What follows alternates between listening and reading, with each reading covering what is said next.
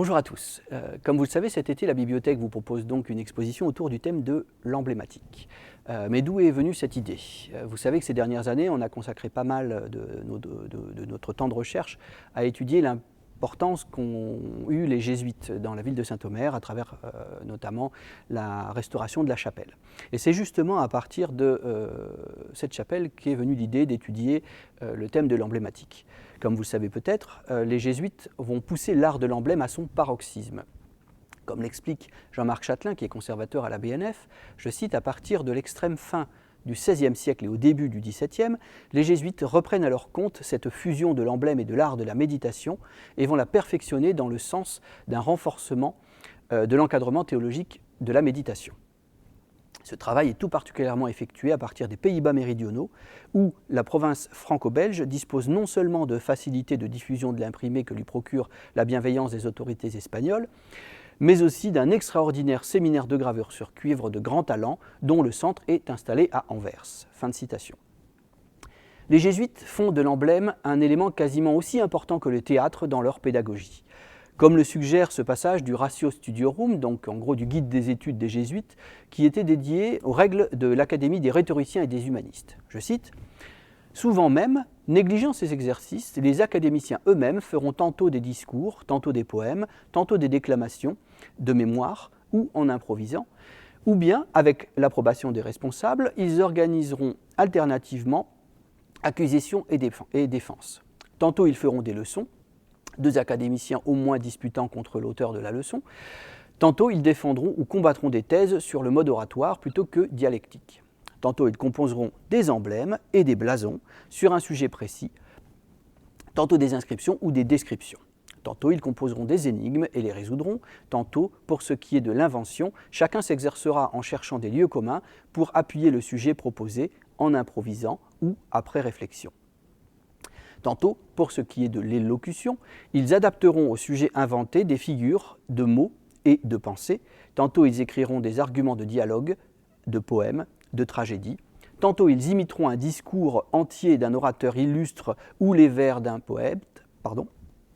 Tantôt, ils composeront des symboles de manière à donner à chacun leur maxime sur la matière unique qu'on leur aura proposée. Tantôt, après qu'on leur aura distribué à chacun des livres d'un auteur, ils en extrairont des maximes ou des phrases. Enfin, ils s'exerceront à tous ces exercices qui engendrent communément l'éloquence et y prennent naissance. Fin de citation. L'actuelle église des Jésuites wallons de Saint-Omer est construite sous la direction de Jean du Bloc entre 1615 et 1640, qui a été l'année jubilaire pour la compagnie, qui a été approuvée par le pape en 1540. Elle a été consacrée en 1636 grâce au mécénat de l'évêque Jacques Blaz, qui était alors en place à Saint-Omer. Elle remplace la première église qui, elle, avait été construite à partir d'avril 1569, consacrée le 24 septembre 1570 et terminée en 1583. La modénature intérieure de la chapelle, attribuée à Pierre Huysens, comprend une frise figurative qui est située au niveau de l'entablement des grandes arcades et qui déroule ses 110 métopes sans discontinuer sur toute la longueur du vaisseau central.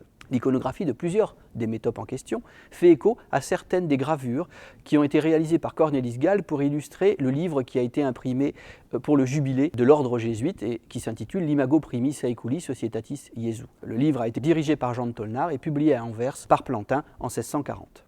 Ce monument littéraire a été composé pour commémorer le centenaire de l'approbation pontificale de la Société de Jésus, à l'instigation du général de la compagnie, Muzio Vitelleschi, qui, dans sa lettre de Anno Saecularis Societatis de 1539, invitait tous les pères et les frères de la compagnie à célébrer ce centenaire. L'influence de cet ouvrage sur les diverses productions intellectuelles de la compagnie a été immense. Outre Saint-Omer, le même livre, en tout cas ses gravures, ont servi de source iconographique pour les bas-reliefs de la chapelle des Espagnols à la Manzana Jesuitica de Cordoba en Argentine, par exemple. Elle-même a été réalisée entre 1645 et 1671 sous la direction du jésuite Philippe Lemaire, qui était originaire précisément de la province franco-belge. L'ensemble audomarois, qui se trouve à la chapelle, donc, est une parfaite illustration de l'art de l'emblématique jésuite et a fait l'objet d'une première description, relativement sommaire, par Louis Deschamps-de-Pas en 1860. Deschamps-de-Pas a bien vu le fonctionnement de la frise qui associe deux mots ou groupes de mots à une figure en autant de triptyques séparés à chaque fois par une métope intermédiaire. Seul le rond-point du cœur fait exception, avec une séquence de 4 figures, et Deschamps de Pas donne une liste de ces sujets en comptabilisant à peu près 56 sections. Cette liste, si elle a le mérite de faire apparaître la dimension séquentielle de la frise, reste cependant assez sommaire. Il y a de nombreux détails importants de l'iconographie qui ont été omis, sans parler d'erreurs d'identification, ce qui a d'ailleurs fait dire à notre érudit local que, je cite, « les sujets figurés ne paraissent pas toujours répondre aux inscriptions qui doivent les expliquer ». Fin de citation. Quelques années plus tard, Amédée Lezaine rouvre le dossier et propose une lecture plus fine de la frise, dont il va numéroter les métopes de 1 à 110, en partant du mur nord. Il divise, à raison, la frise en 3 grandes sections, chacune proposant un discours spécifique. La première, qui occupe le mur nord et contient les métopes 1 à 53, est dédiée à l'histoire de la compagnie et à l'illustration des vertus. Ensuite vient la rotonde du cœur, qui occupe les métopes 53 à 57 et qui est dédiée au thème de l'Eucharistie. Et enfin, le mur sud, métope 58 à 110, qui illustre les différents corps de l'Église triomphante, comme la nomme Amédée Lezaine. Cependant, certains éléments restent incohérents, et surtout l'état d'encrassement de la frise à l'époque où il a publié son travail, ainsi que la hauteur de ces métopes dans l'édifice, l'ont fait passer à côté de détails assez importants. L'un des principaux problèmes de la lecture proposée par Deschamps de Pas et Lezaine est celui posé par le sens de lecture qu'il propose, et qui découle en fait d'une mauvaise interprétation de la métope qui se trouve au bout du mur nord, tout près de la porte. Celle-ci nous montre une tête posée sur un socle où se trouve une inscription à demi effacée, un T de lettres manquantes et minus. Lezaine propose d'y voir une représentation du sculpteur en arguant, je cite, que les exemples de ce genre ne sont pas si rares. Sauf qu'en fait, il n'en donne aucun d'exemple, et en effet, à l'époque moderne, c'est plus vraiment d'usage. En réalité, il s'agit d'une représentation du dieu romain Terminus, qui était célébré lors de la fête calendaire des Terminalia le 23 février, à la fin de l'année romaine antique.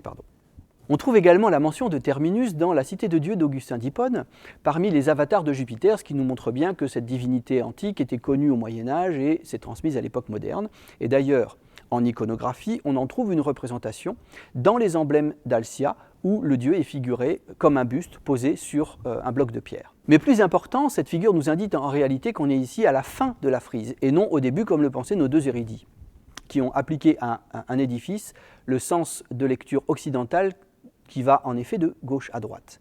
Mais notre frise tient en réalité non pas compte d'un sens de lecture comme dans un livre, mais de la spécificité du lieu et du sens de déambulation de la liturgie romaine préconciliaire qui a été conceptualisée dès la fin du XIIIe siècle par Durand-de-Mande et recodifiée en grande partie par Charles Borromée lors du Concile de Trente. Elle a été mise en œuvre dans la chrétienté occidentale à partir du grand archétype, précisément de l'église du Jésus à Rome, donc de l'église mère de l'ordre jésuite. C'est donc en comprenant cela que nous avons pu reprendre la lecture de la frise et lui donner son sens en tenant compte également de la tradition iconographique à laquelle elle se réfère et dont de nombreux témoins se trouvent dans les collections de la bibliothèque de l'agglomération du pays de Saint-Omer.